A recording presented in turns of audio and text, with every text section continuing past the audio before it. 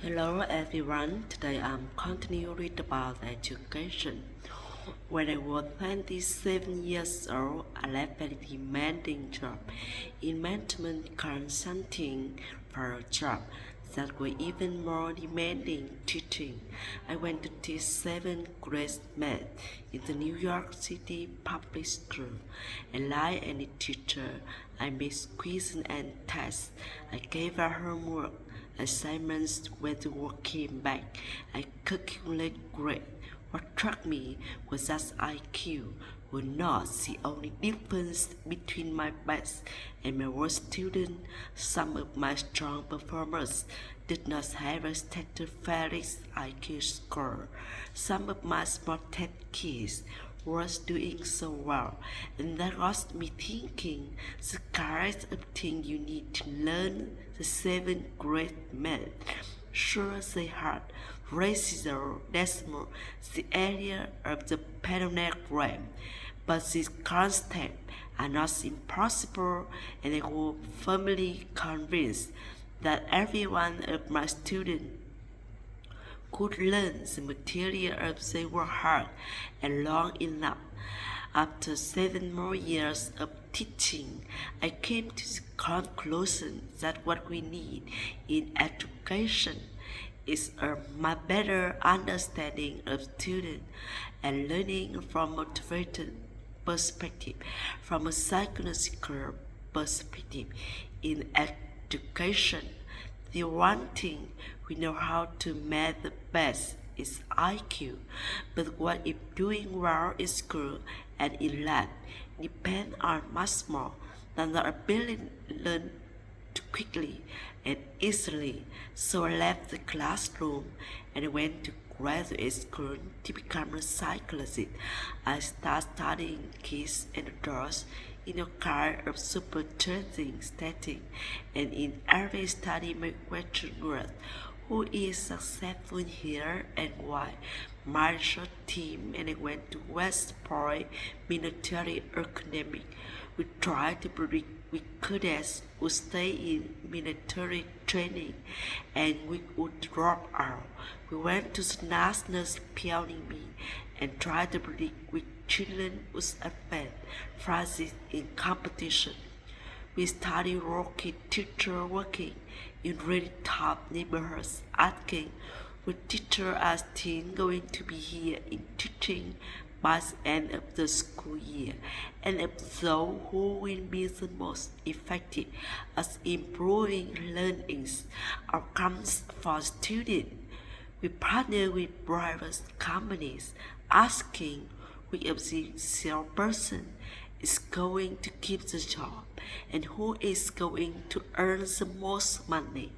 And in also very different contexts, one critic emerged a significant predictor of success, and it wasn't social intelligence, it wasn't good looks, physical health, and it wasn't IQ.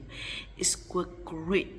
Grit is passion and perseverance for very long-term goals. Grit is having stamina. Grit is sticking with your future day in, day out, not just for the week, not just for the month, but for a year, and working really hard to make that future reality. Grit is living life, life is marathon, not a sprint. A few years ago, I started studying grit in the Chicago public school. I asked thousands of high school juniors to take grit questionnaire and then wait around more than a year to see who would graduate. Turns out, in that grit quiz were significantly more likely to graduate. Even when I met them on every characteristic, I could measure things like family income, standardized achievement test score, even how safe kids left when they were at school. So I left that West Point as National Spelling Bee. That great matter is also in school, especially for kids at risk for dropping out. To me, the most shocking thing about grit is how little we know, how little science know about building it. Every day, parent and teacher ask me, how do I build read in kids? What do I do to teach kids a certain work ethic? How do I keep them motivated for the long run? The honest answer is, I don't know. What I do know is that talent doesn't make you greedy or leader so very clearly that there are many talented individuals who simply do not follow through on the commitment. In fact, in our data grid is usually unrelated or even inversely related to method of talent. So far, the best idea I hear about building written kids is something called growth mindset.